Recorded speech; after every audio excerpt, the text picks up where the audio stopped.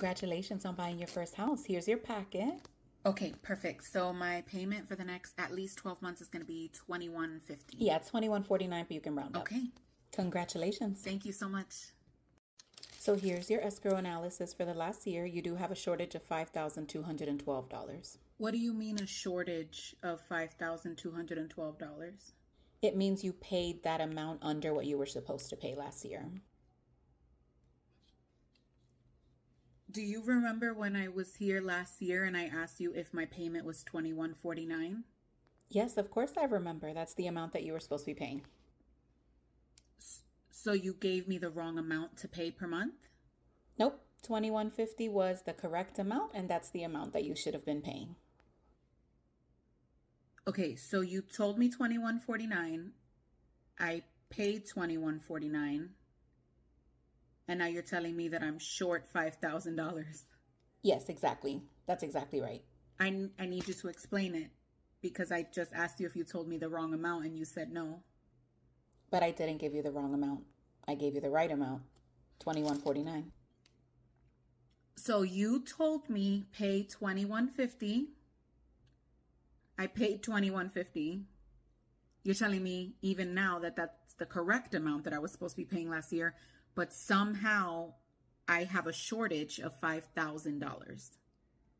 So I should have been paying more per month than the $21.50 that you told me. It's like you're finally getting it. Why didn't you tell me that I was supposed to be paying more than $21.50? Because $21.50 is the amount that you're supposed to be paying.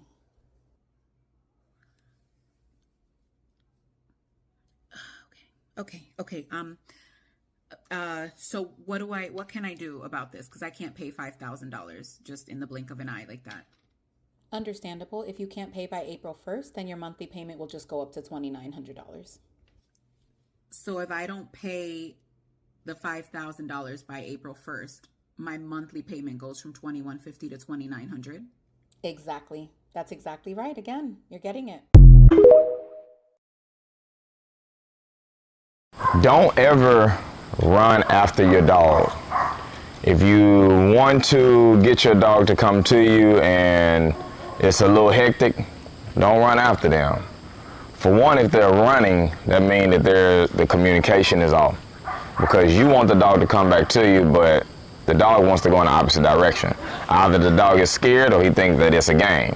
What we need to do is we need to use attractors like patting your legs, squatting down, making a sound over and over and over. Do not chase your dog. What you want to do is that you want to pair that your presence means something. So stop putting the food bowl down and letting them eat. Anytime that the dog is out inside of your house or in a confined area, make sure that's the time that the dog is coming to you to feed. You're going to go from feeding to petting before you feed. What's going to happen is that the dog is going to make a positive association that it makes sense to come to you. But all of that chasing is just miscommunication. Now, comfrey contains a growth stimulant, so wherever you apply comfrey, it's going to stimulate rapid healing. Its nickname is knit bone because of its ability to knit bone. And it can knit tendons and ligaments and tissues. So if you use comfrey in the winter, you use the root. If you use comfrey in the spring and summer, you use the leaves. The smaller leaves are very, very potent. It's excellent on bones. We had a lady, she broke her leg, she broke her tibia and her fibula, and she had a crushed knee. The bone was not sticking through the skin, but it was poking up like a tent. Anyway, we had a guy there that knew bones, and he said, "Hold on, Katie," and he realigned it. The ambulance came, took her away. She was in hospital 3 weeks, and they would not operate because her leg was so swollen. And her husband was getting frustrated with this, so he brought her home. Every night we grated up the comfrey root, we made a poultice, and then I'd pour a little bit of boiling water on it to soften it a bit and warm it and put it on the leg. And that lady totally healed. And it was probably about 3 months and she was running. No, it doesn't. No, it doesn't. An oil that promotes healthy gums but only consists of coconut oil and mint. Even if it just consisted of coconut oil, do you know what coconut oil does for the health of your gums? Yeah, you probably don't because you wouldn't have made this comment if you did. I love how people who know nothing about holistic healing and the power of plant medicine like to come into my comments and act like they know everything. Y'all have been brainwashed by society to think that filling, billing, and drilling, going for massive gum surgery, is the only way you can help and save your teeth. You couldn't be further from the truth. I'm living proof. See, I was 19 when I was set to lose my teeth because I had massive gum disease, advanced periodontal disease, gingivitis. My teeth were a mess. Because I grew up not knowing how to take care of my teeth. My mama never taught me. I would go for weeks without brushing my teeth. First of all, you don't know anything about the product or you wouldn't have typed this. But let's look at the ingredients of this. And let's educate the people why this is so powerful healing agent for your gums. And that includes you. So this is the Mickey D version. We call it the Mickey D version because it has an open window. Drive-through result. You want your gums to get better quickly. You want fast results. Mickey D version. This is also a natural teeth whitener. Coconut and mint. Consists of only coconut oil and mint. See that? Fresh breath. Spearmint, peppermint, cardamom, and fennel. Gum health, tea tree, clove, and oregano. Oral and bone health, vitamin D, E, and K2. There's a whole lot more in here than just coconut oil and mint. 3 crown herbal remedies in here that help with gum disease is tea tree. Tea tree is antiviral, antifungal, and antibacterial. It was used during World War II to treat the wounded soldiers on the battlefield when they ran out of traditional medicine. This has that in it. It also has oregano. Anybody who is in the holistic community knows how powerful oregano is for antiviral, antifungal, antibacterial treatment. The last thing this has in it that knocks it completely out of the ballpark, and we haven't even covered peppermint, spearmint, fennel, and cardamom. This also has clove. Clove has a powerful chemical compound called eugenol. Eugenol is a powerful pain reliever and antiseptic. In fact, clove can help get rid of an infection and alleviate the pain, all in one shot. This also has fennel in it. As an old root medicine woman, someone comes to me with dry mouth. I tell them to chew a handful of fennel seeds. Fennel produces saliva in your mouth, making your mouth less dry, also making it that less bacteria will grow. When you are sleeping at night, your mouth is closed. The bacteria is breeding and growing in under your gum lines, in your pockets of your teeth, and just causing havoc for your oral health. This is more than coconut mint. This is what I consider liquid gold. Oil pulling saved my teeth. This is the finest product that I've ever used. So before you come typing your nonsense because you don't understand old plant medicine, maybe educate yourself a little bit. But this is more than just coconut and mint. This is a powerful agent to help support your gum health, your oral health, and the whitening of your teeth. Going to link it across the video, run and buy it. Here's a little tip. Whenever you study, watch this. You know how at the beginning of every chapter you have the main heading, right? Whenever you see the main heading, before you even do anything, ask yourself questions about the heading. What do you want to know about the heading? So let's say the heading is talking about the nervous system. What is the nervous system? What are the components of the nervous system? What happens with the nervous system? Ask all these questions, right? And then you start to read. Why do you do that? That's right. You become a detective. As soon as you see the answer to the question that you were looking for, what does your brain do? It gets what? Excited. It's like, oh, cool. I was looking for that. Emotional retention. Everybody follow me? That's the first thing.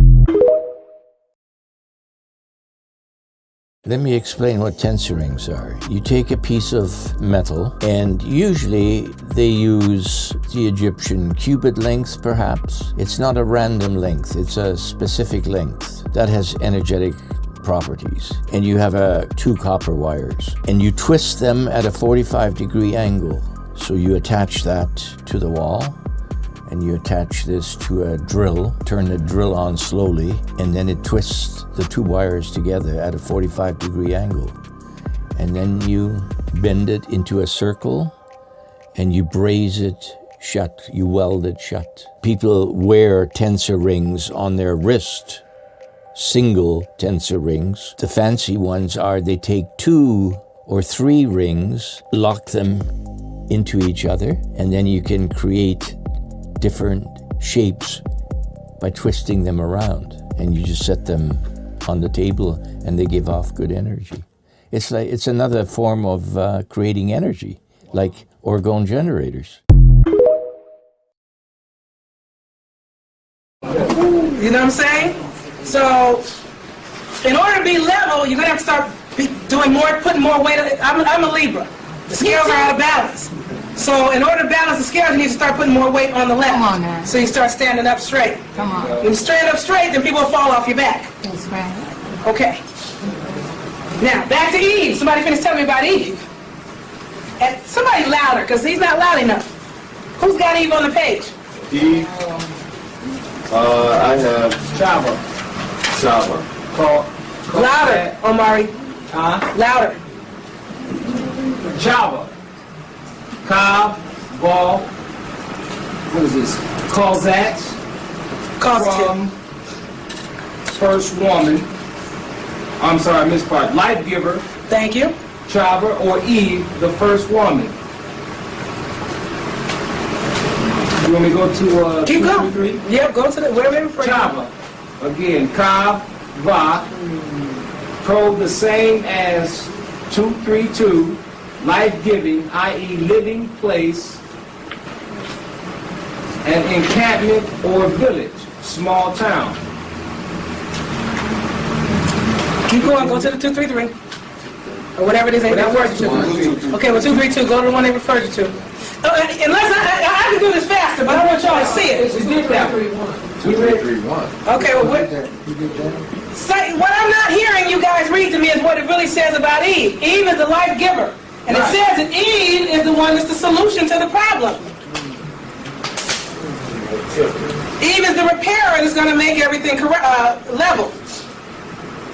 Give me my book. Who's got my book? Because y'all ain't, not that one, baby. This one. No, I ain't found it yet. I'll bring it right back. The seer, down to 23:5. I have it all highlighted in here. Prime root.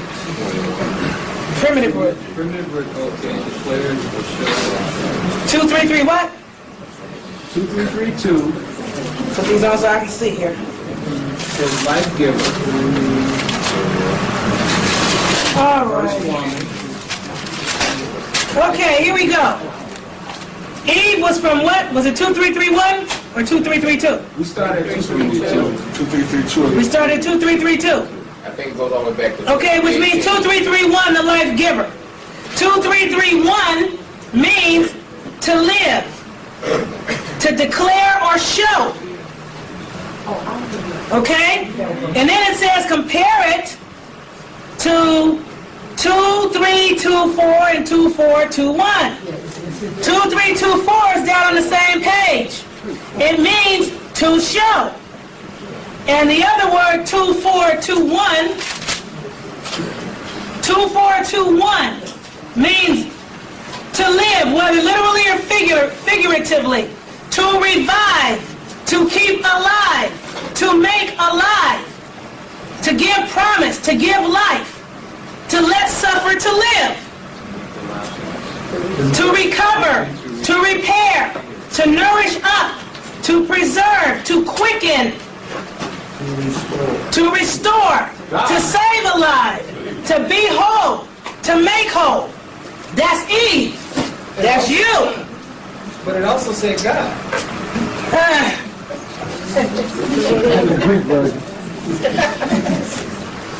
You take what you want to take from that. You can leave it all if you don't want to use any of it. I'm saying that to say, they always said Eve was the problem. No, she's the answer. According to their own decoding dictionary, which you need to understand their Bible, Eve is the solution to the problem. Adam is the problem. Adam is what? The man, the species, the ruddy, shows blood in the face, gets red in the face, gets flushed, turns rosy, human being of the species mankind. He's low, he's a mean person of low degree, he's a low, mean man. That's Adam. Eve is here to revive, to restore, to recover, to make whole, to save lives. That's you.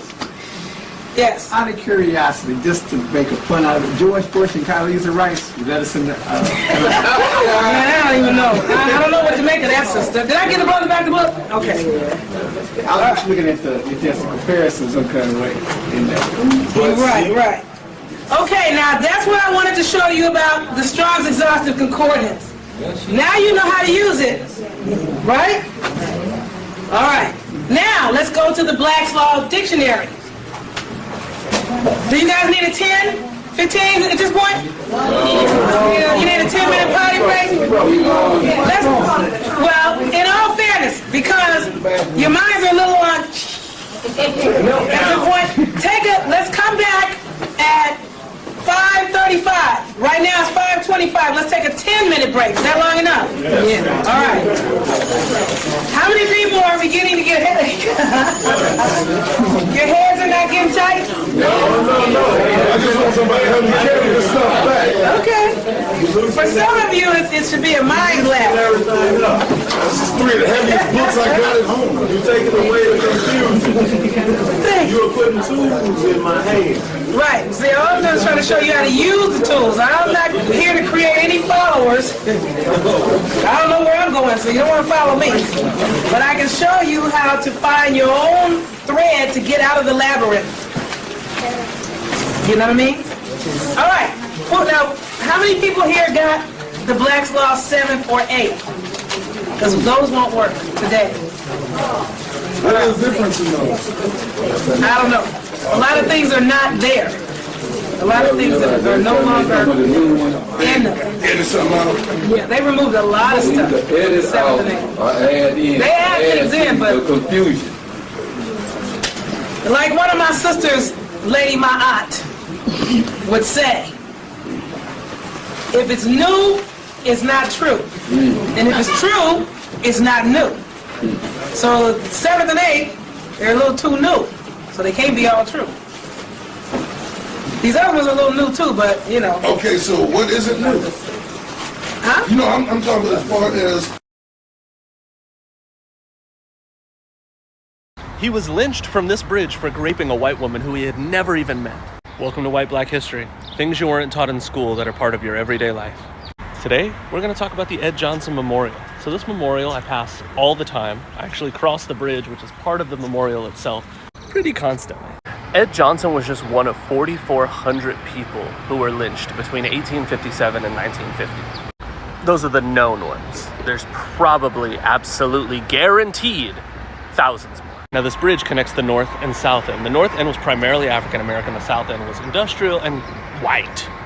Ed Johnson was a laborer. He worked on this end of the shore, but he lived on the other. A local man accused him incorrectly of raping a woman who he had never met for a bounty of $375. He was just trying to collect the reward. Multiple black and white witnesses confirmed that he was working at the time of the event. He gets arrested, he gets taken to jail, and a mob forms outside. Then they move him from Chattanooga to Nashville, which is 4 hours as of current vehicle times. After that, the mob attacked that jail. Now, a sheriff and a judge were up for re-election at this time. That's important because they were supposed to be tough on black crime at this time. Mr. Johnson gets assigned 3 Caucasian attorneys, only one of which was ever handled a criminal case. Ed Johnson is tried by an openly hostile group of white Chattanoogans. People who were from where the crime happened, who don't look like him, who have preconceived notions. And you were white in 1906. There's no way you weren't racist. The judge bypasses all these people saying it wasn't him, gives him a guilty verdict, sentences him to death. I'm gonna read you an exact quote. His lawyers advised him to accept the sentence, recommending it was better to die in an orderly way, better than to appeal and face the lynch mob. Bonus points. A white attorney named Noah Pardon, who was already working the case, convinced the most prominent black attorney in the area at the time, Styles Hutchins, to jump on the case. I don't want to get this part wrong, so I'm going to read it. Styles then unsuccessfully appealed to the Tennessee Supreme Court, and then they petitioned to the United States Supreme Court based on the fact that the fair trial had been violated. This led to him being one of the lead black counsels for the first time ever in a Supreme Court case. However, as history has shown us, they decided at the Supreme Court level that death sentence it is. At this time, they stayed his execution, and a sheriff was assigned to ensure his safety while they potentially reconsidered the verdict. That was March 18th. The very next day, a white mob storms in. Literally storms into the jail. Sledgehammers, crowbars, whatever it took, they break into the cell. Those are actual tools used. They dragged Ed Johnson 6 blocks, bound in rope, to hang him from this bridge only to unload all of their rifles into him as he hung until their rifles severed the rope. I'm going to read you this last part. Hamilton County Sheriff Joseph Shipp had taken no action to protect Johnson. Despite rumors of a lynch mob, he had given most of his deputies the night off and refused to seek reinforcements from the National Guard or city police. After a reporter alerted him to the attack in progress at the jail, he walked into the jail and stood by as they assaulted and took this man out for his lynching. This was the first and only trial held in the Supreme Court's history in the entire United States. That sheriff and 5 other parties were found guilty. They all served very brief prison sentences, and then upon returning home, this sheriff was greeted with what was known as a hero's welcome and was instantly reelected into sheriff. 2,000 people attended Ed Johnson's funeral, and both of the attorneys who supported him had to flee from Chattanooga based on the threats they were receiving for their lives. But that's white black history, right? Let me tell y'all something. Before you make a purchase on a vehicle, you can ask the dealership for a RO, which is a repair order. If your dealership's unable to give you a repair order, which is all the thing that's been done to your vehicle before you get it, I'd reconsider doing business with them.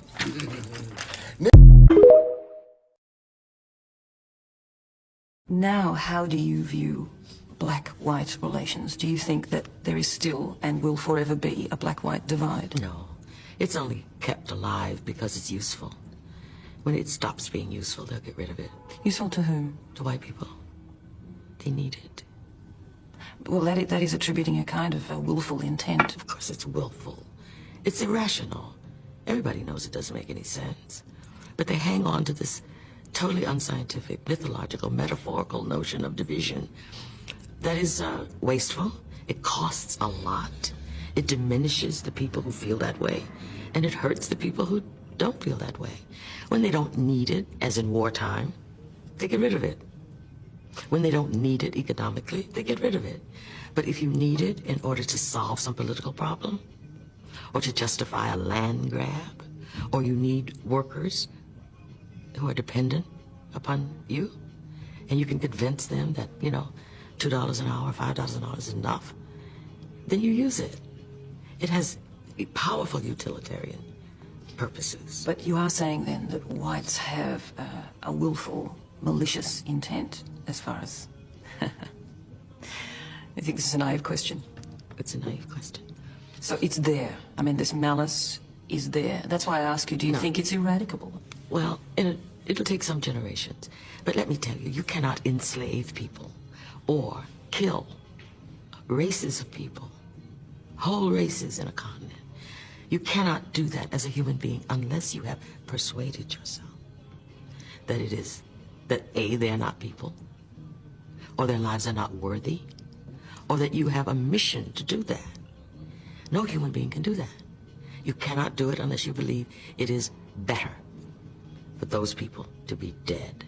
If you can get in an airplane in Brazil and fly around and shoot Indians for sport, now, you have to persuade yourself that they are sport. Now, I don't know if that's malice or psychosis, but it exists. And the people who do it know it.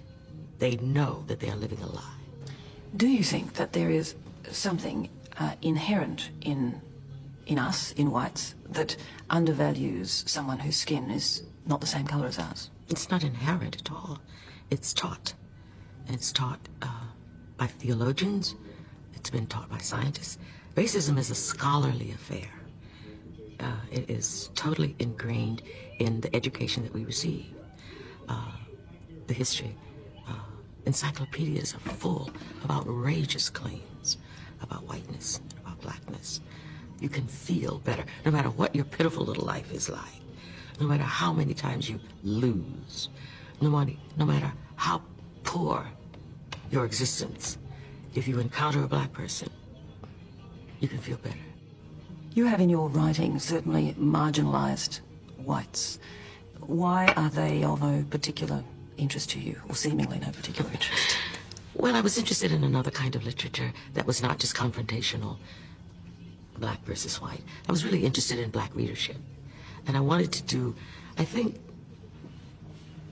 for me, the allegory or the parallel is black music, which is as splendid and complicated and wonderful as it is because its audience was within. its primary audience. The fact that it has become universal, worldwide, anyone, everyone can play it, and it has evolved, is because it wasn't tampered with and editorialized within the community. So I wanted the literature that I wrote to be that way. I could just go straight to where the soil was, where the fertility was in this landscape. And also, I wanted to feel free not to have the white gaze in this place that was so precious to me, which is the work. And you will maintain this safe place for yourself, for your art?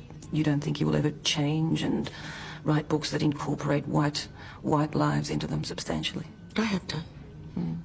In a substantial way? You can't understand how powerfully racist that question is, can you? Because you could never ask a white author, when are you going to write about black people? Whether he did or not, or she did or not. Even the inquiry comes from a position of being in the center. And being used to being in the center. And being used to being in the center. And saying, you know, is it ever possible that you will enter the mainstream? It's inconceivable that where I already am is the mainstream. Oh, no, that wasn't the implication of my question. I think you are very, very much in the mainstream. It's a question of the subject of your narrative, whether you want to alter the parameters of it, whether you see any benefit in doing that, or will you clearly see disadvantages in doing it from your own point of view? Artistic disadvantages. There are no pluses for me.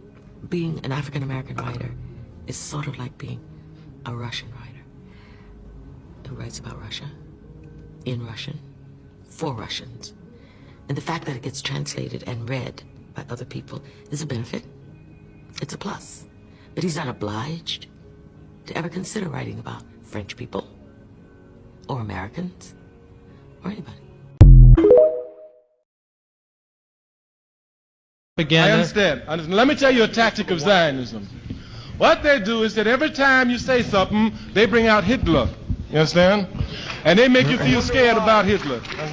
Okay, if Hitler killed as many Jews as he did, then what the Jews should do is take Germany. Why you go to Palestine? The Arabs ain't did nothing to you. Number one, go to Germany. Germany. Hey, Germany. Because Germany is not our homeland, Israel is. I'm coming. Egypt is mine. It's Africa. Is that correct? That's right. Why does Israel want to attack Israel Africa? does not want Egypt. Israel doesn't want Egypt. No, it does not. What does it want? Israel wants Israel. Where is Israel? What year was Israel recreated? How did you get it? How? Who gave it to you? Lord Balfour in London in 1916? Was it his? The modern state of Israel was created by the United Nations. You want to get in on this? He's right. Yeah. Okay. He's absolutely correct. He is absolutely correct. And that shows you what an illegal, immoral, unjust state is. Today, it won't even listen to the rules of the United Nations, which tells it to withdraw from the 1967 borders. That's very interesting, Mr. Carmichael.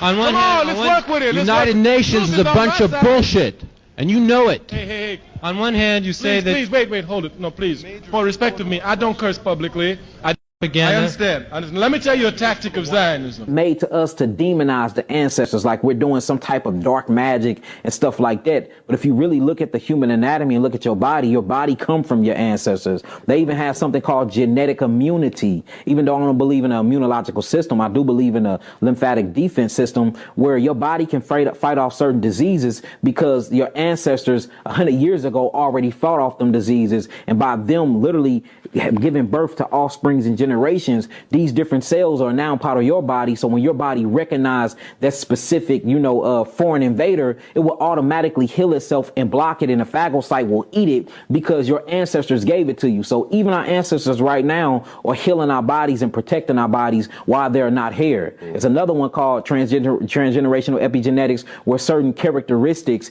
and talents get passed down and gifts get passed down. Boy, you sing just like your daddy. My mama was a singer. My grandpa was a singer.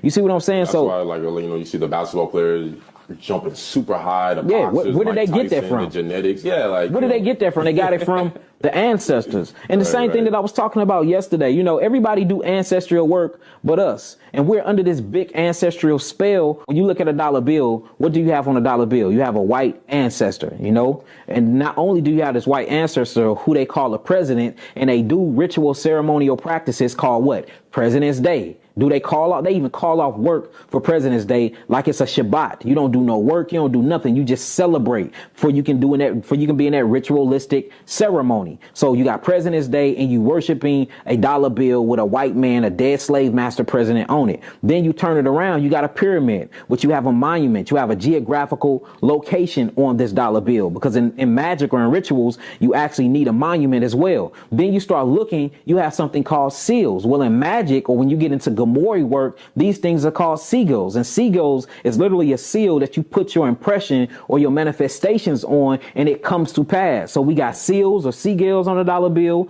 We got a dead white ancestor on the dollar bill, and we have a geographical location on the dollar bill, and we have mathematics and numbers on the dollar bill. If you put all these things together, and then what do they call it? They call it currency. Currency is in a river, or they call it, and you put your money in a river bank. All these things is talking about the flow and the moving of energy in motion. If you look at a dollar bill and the way we exchange it with each other, how we kill each other for it, how we use it to get vagina, how we use it to degrade each other, how we use it to build up our social status, like we really owe somebody, how we use it for power, we are truly under what? We are under a spell. They cast a spell on us by using who? They ancestors. Psychological spell.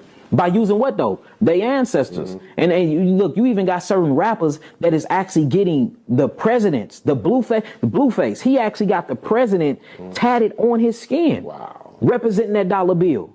So the things that we're doing up under this spell and up under this curse just shows you that ancestral work is very important. So everybody in the world is worshiping their ancestors, praying to their ancestors, doing ancestral works. But we are the only people on planet Earth to be taught that talking to your ancestors, honoring your ancestors, and praising your ancestors is wicked, or it's a sin, or you're transgressing the true God and all of this other nonsense, when that is not the truth at all. Die for knowledge. If someone walked up to you and told you I can cure cancer with the drink that I created, would you try it? Well, this guy did. And he cured his mom and himself. And he was almost about to die. Discovering videos like this is a blessing. Run that video. Comment below. Do you know someone with cancer? How did you stumble upon building what you've built now? What is it that you've created? The supplements? An apple of Eve, which sells out, man. Majority of LA Lakers be cleaning me out with that product. But can you explain what that product is? Yes. So I've traveled the world and I've created apple of Eve, which consists of things that feeds every cell in your body while removing cellular waste. My mother had bone cancer, brother. And I gave my mother this supplement, also changed her diet, cleaned it up, made her vegan. Her bone cancer went away. You know, I had kidney issues, liver issues. I was highly obese, brother. I was about to die at one point in time, but I changed everything and I got on the supplements because we have to understand our bodies, and that's something we're never taught. What do you think is the biggest problem with the way we're eating right now, and what should we be changing? The biggest problem right now is we're eating food that has no nutritional value, that's full of chemicals and toxins, that's ripping apart our liver and our kidneys. When you can look at a man's eyes and see the yellow in his eyes and be like, oh, he's not an alcoholic, but the food he's eating has gave him a fatty liver. If the food is causing the same thing that alcohol causes, we're being poisoned. And we're being poisoned on a large scale. Are you ready to hear some powerful words that I'm sure a lot of us go through?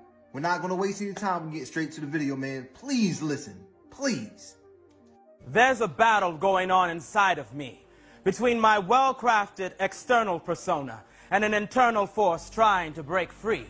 It's a battle, you see, between the nerd and the nigger in me. Can the nerd and the nigger coexist? They're gonna have to, nerd. But nigger, it doesn't make sense. I didn't spend 4 years in the Ivy League learning how to think, talk, and feel in order to jump into a rage every time they try and kill me. But the truth is, nerd, I always been around when that poison ivy bullshit was beating your ass down.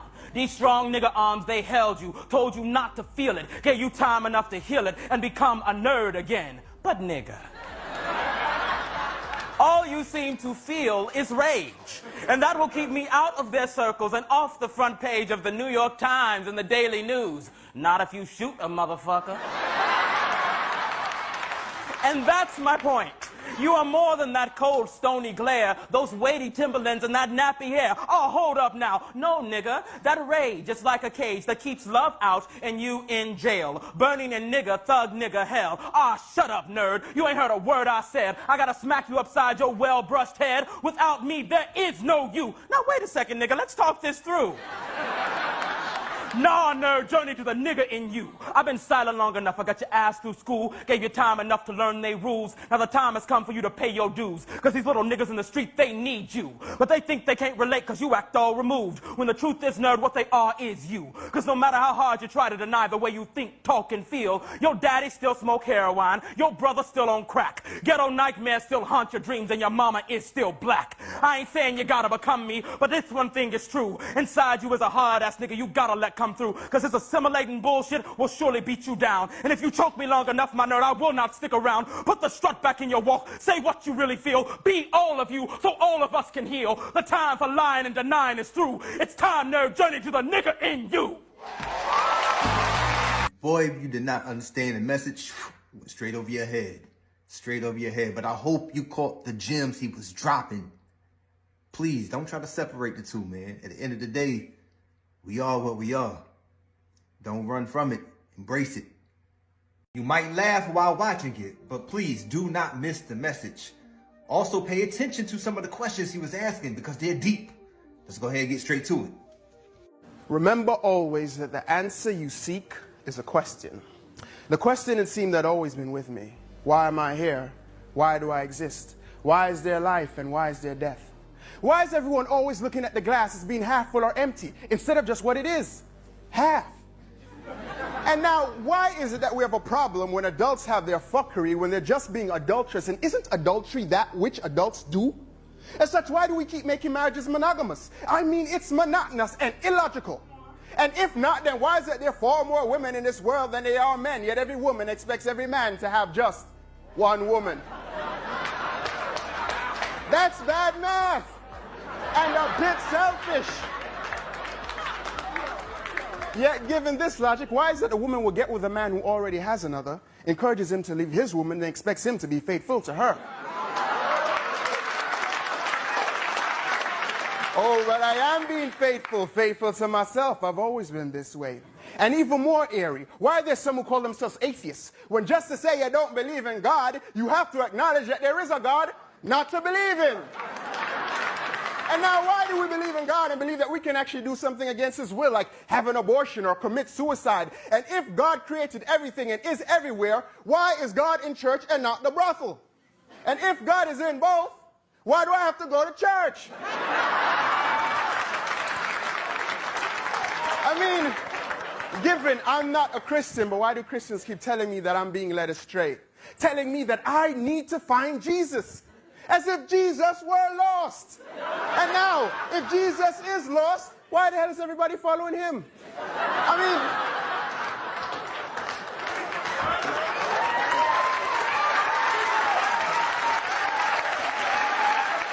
so like, why are we here? Why do we exist? We exist because of God. But why is God? Wait a minute. That's it. Why is God?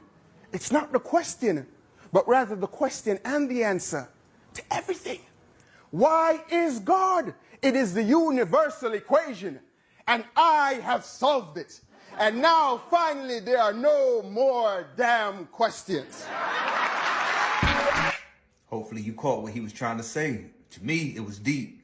Yeah, he played around sometimes with some of the bars, but at the end, he brought it back home. Why is God? It's not the question, but the question and the answer. Please do not use any of these. If you what? Unless you already have a sunscreen in hand. Okay, so I looked this one up. And we're not about to read all that, so I'm gonna just break it down for you. So hyperpigmentation may look different on everybody, but it all gets here the exact same way. At this point, it's no secret that we all have a little melanin to it. We got a little melanin going on. Even the ones that may not look like us, if you catch my drift. So basically what happens is whenever you damage your skin, by damaging your skin, here's what I mean. Popping pimples, picking at your skin. Oh, and this one y'all be doing a lot. Not wearing sunscreen. Okay, so if you got hit with a stray, here's what happens to your face if you do any of that. When your skin cells are damaged or unhealthy, they can produce too much melanin. So in that situation, the melanin clumps up and your skin starts to get darker. Okay, here's another example. It's a little less severe. But if you like to leave this version of yourself behind and get here, well, I got a little bit of bad news. Sunscreen is not gonna be enough for you to get to that. Even if you wear sunscreen on your face every day, yes, it does prevent your skin from getting darker with hyperpigmentation, but it does not do this. Okay, I got one word for you. Rose water. This is my favorite way to get rid of acne, heal the skin barrier, and to, wait for it, fades the signs of hyperpigmentation. This is the only scar I have on my body right now, and it's from a hornet sting. All the pimples, scratches, scars, they're gone. I'll report back, but it'll be gone in a couple weeks. So while I work on me, how about we work on you? If you want to get rid of hyperpigmentation, well then you need to introduce something like rose water. Dermatologist here. Did you know that roses can help your skin? And something like sunscreen to protect the skin. And this is what all that's gonna look like. But in case that went over your head, watch this real quick. Mitochondria is the powerhouse of the cell, but that's not all they are. See, it gets a little more complicated than that. You see, mitochondria used to be their own organisms, but they messed up hard. See, while we breathe in oxygen, they breathe in carbon dioxide. While we breathe out carbon dioxide, they breathe out oxygen. Matter of fact, everything back in their time used to breathe out oxygen. We couldn't survive in that time, but there were so many of them, they actually changed the composition of Earth and turned it into an oxygen-rich planet, kind of like their global warming. They said, oh, we messed up. The air is poison. Something said, nah, I'm good. A new organism was born. One that could breathe oxygen. And what did it do with its newfound power? It started to consume everything. It consumed the mitochondria. The mitochondria survived. The mitochondria is like, hold on, I could breathe in here. The villain organism said, but what you finna do for me? Mitochondria said, well, I can produce energy. I'm kind of like a powerhouse, if you will. I'll give you energy and you help me breathe. They said, let's rock out. So they took over the world and started forming so many different combinations that so many different organisms started to come about. Then a bunch more, then a bunch more. And after billions of years, these things took over. But some say that original organisms' drive for power and consumption has stayed within us to this day. And all we do is simply just to further its evolution. But on the bright side, since mitochondria have their own DNA and it's very traceable, we were able to trace back our ancestor to one common person in Africa. But it's more complicated than one Adam and Eve. I'll explain in another video maybe if you guys want. Bruce Lee was a gangster in the streets of Hong Kong, but you see, he had a problem. Everybody knew he could throw hands, but nobody would train him. Because you see, he was a quarter white. Chinese masters had a rule to not teach foreigners traditional martial arts. One of Bruce Lee's friends went to Ip Man, a very famous martial arts master, and he said, man, I know we got a rule, but you got to see this dude box. Ip Man said, man, let me see. Ip Man said, golly, that boy throwing hands. So he took him on as one of his personal students. Bruce Lee said, bet, but I'm thugging for life. Used what he learned from his master and was running the streets. His instructors came up with a plan. They said, okay, we need to harness his rage. So they entered him in a national boxing tournament. He went in, knocked out the champion and said, the streets is calling. They said, wait, Bruce, you got to win another championship first. He said, all right. So he joined the national cha-cha championship and won that. And it was back to them corners and everything was going good until he knocked out a triad leader's son. His mom said, boy, you tweaking. So she sent him to America. But he always finds a way to get into trouble because in America, he starts teaching students. But remember the rule. You cannot teach Chinese martial arts to foreigners. Chinese martial arts masters tell Bruce to stop what he's doing immediately. Bruce said, master this, master that. If anybody want me to stop, come see me. They said, what?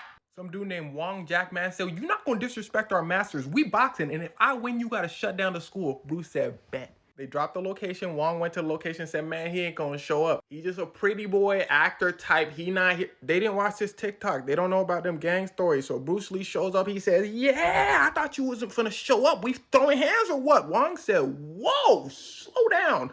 Let's set some rules. Bruce said, there ain't no rules. You challenged me to a fight, so we finna box or nah? Wong looked at everybody in the room and said, we gotta set rules. We ain't animals. Everybody said, you challenged him to a fight, gang. You gotta just throw hands, right? So they start scrapping. Wong starts running because he like, bro ain't right in the head. He actually trying to me. Bruce starts chasing him. Bro gets knocked down. Wong's people stop Bruce. They drag Wong away. Bruce is hot. He said, I need to train more. I can't be getting tired while I'm boxing. They say, oh, he real life crazy. So he opened his school. He started teaching a bunch of famous people. They said, dang, bro, you pretty handsome. Why don't you start acting? So he became an actor, and he became a really famous actor. And that's what people know him for. But he had a whole history before that. For you women and for men, but especially for women, if you feel that you're going to be in danger, do you know there's an old ancient science, if you wear purple, that somehow that's a protecting type of energy. Let me give you another one. There's a black dog called Anubis, Anubis or Anpu, that is in the, I think if you can shine the light here, I can show them Anubis. If you're walking late at night and you want to be protected, only thing you have to do is take the black dog Anubis that you're going to find in these Egyptian books, put him on a chain and a leash, and imagine him walking beside you. You don't even have to put him on a chain or leash. Just imagine him walking beside you. I don't want to disrespect. Don't put the chain or leash. Just imagine him walking with you. Either as the picture of as the form of the dog, the Doberman Pinscher, or the form of the man with the dog head, and have him walk beside you, and ask Anpu or Anubis to protect you. I'm not talking about a physical thing. I'm talking about the realm of imagination. It's called creative visualization or imagination. So you imagine the dog Anubis walking beside you, and guaranteed nothing will be able to penetrate that protection zone. Another good protection, you're driving around at night, you don't want to be stopped by the car, you take Anubis. As him being on his stomach, prostrate, horizontal, and you take him and you put him on top of your car as you're driving. You won't have no problem with the police because he's protection. That puts a force field around the car.